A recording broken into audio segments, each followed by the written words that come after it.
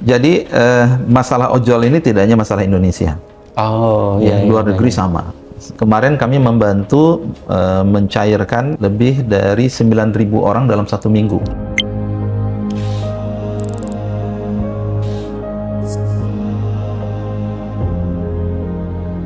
Ada ketika kemudian PHK, ya ada apa yang harus diperoleh oleh mereka yang ter-PHK terkait tentang jaminan hari tua, jaminan kehilangan pekerjaan. Kita punya PP 6 2025, ini yang kita baru launching oleh Pak Presiden, bagaimana meningkatkan benefit jaminan kehilangan pekerjaan. Yang awalnya itu hanya 3 bulan, sebesar 45% gaji, kita naikkan menjadi 60% gaji selama 6 bulan. Sehingga ini menjadi safety net buat mereka ketika mereka ter-PHK. Kita pastikan itu harus jalan dulu. Terakhir kemudian kita katakan akan lebih bagus kemudian ya kalau seandainya ada kesempatan bekerja lagi. Jadi sebenarnya kita tidak intervensi gitu ya, kita lebih kepada mengawal dan memastikan ya, karena concern kita lebih kepada tenaga kerjanya.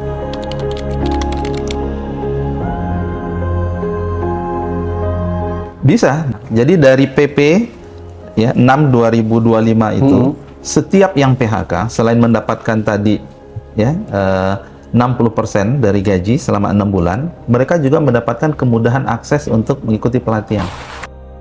Itu senilai 2,4 juta rupiah. Jadi mereka bisa memilih pelatihan apa di balai, maka kemudian balai akan memberikan pelatihan itu.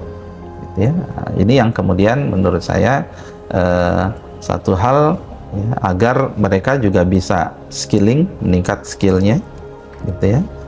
Kemudian kalau mereka mau reskilling, mereka bisa. Oh, saya ingin bekerja pada sesuatu yang berbeda, ya. Atau upskilling, saya mau dong belajar juga tentang IT. Atau ada juga yang saya mau belajar wirausaha lah sekarang, misalnya.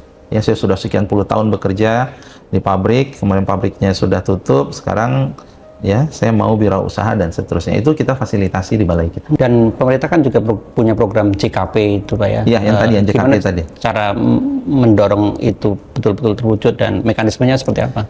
Sudah ada. Jadi PP sudah ada, Permenaker menjelaskan detailnya juga sudah.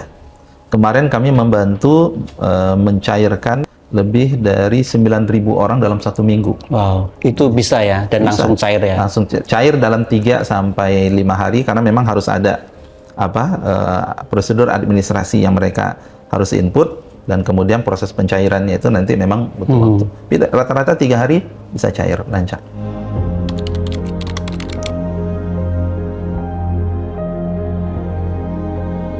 Jadi masalah ojol ini tidak hanya masalah Indonesia. Oh, Ya, iya, luar iya, negeri iya. sama. Ya, saya bertemu di Singapura, kemudian kita lihat riset-riset ada di India sama. Jadi memang meningkatnya sebuah jenis pekerjaan baru berbasis platform. Iya, iya, iya. Dan di ILO, International Labour Organization, organisasi tenaga kerja internasional, salah satu agenda yang akan kita bahas bulan Mei ini adalah penyikapan bersama terkait tentang ini. Wow. Ya, apakah mereka pekerja? Ya, tentu karakteristik pekerja ada, ya, seperti apa, gitu ya. Tentu kita harus paham juga bahwa industri ini tumbuh karena fleksibilitasnya, gitu ya. Orang bisa mau kerja 4 jam sehari, 2 jam sehari, mau full, gitu ya. Kalau dia kemudian tidak fleksibel, akan berbeda mungkin konteksnya. Nah, ini yang kita harus pahami. Tapi di lain sisi, pemerintah harus memastikan bahwa dia mendapatkan jaminan sosial. Ya, termasuk kecelakaan misalnya, siapa yang bertanggung jawab, ya. Kemudian kalau bisa juga upahnya harus kita pastikan bahwa memang apapun itu memberikan ya kesejahteraan buat dia pada level bagaimana dia bekerja. Nah, ini sedang dicari titik temu dan memang ini menjadi PR kami tahun ini. Jadi pemerintah juga masih wait and see dengan ILO tadi ya? Bukan wait and see, ini masih kita diskusi. Sudah jalan ya? Sudah diskusi pra ini sudah jalan. Seperti apa bentuknya? Gitu. Ada yang khawatir kalau kita tidak fleksibel gitu ya? Iya. Mereka bisa cabut dari Indonesia atau entah bagaimana gitu ya? Mereka bisa mengurangi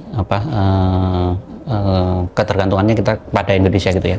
Sebenarnya bukan masalah cabut sih. Jadi ketika kemudian fleksibilitasnya hilang, nanti ongkos operasionalnya menjadi naik, gitu ya. Dampaknya nanti dia bisa jadi tidak senyaman sekarang bagi pelanggan atau bagi masyarakat. Dan itu akan berimbas pada konsumen yang menggunakannya. Ya, konsumen. Itu yang harus kita cari titik temunya sebenarnya. Tapi sekali lagi ini tidak hanya fenomena di Indonesia.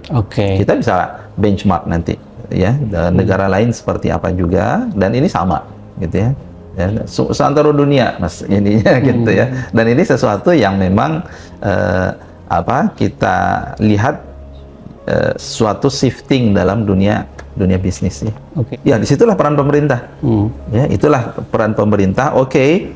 Model bisnis boleh baru, apapun itu hasil kreativitas ya pengusaha, jaminan sosial harus tetap ada, dan kemudian terkait tentang upahnya tentu juga harus ya memperhatikan kesejahteraan. Disitulah kita mengawal pemerintah.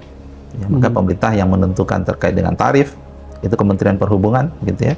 Kalau kami di sini terkait tentang jaminan sosialnya, gitu ya, yang harus kita perhatikan.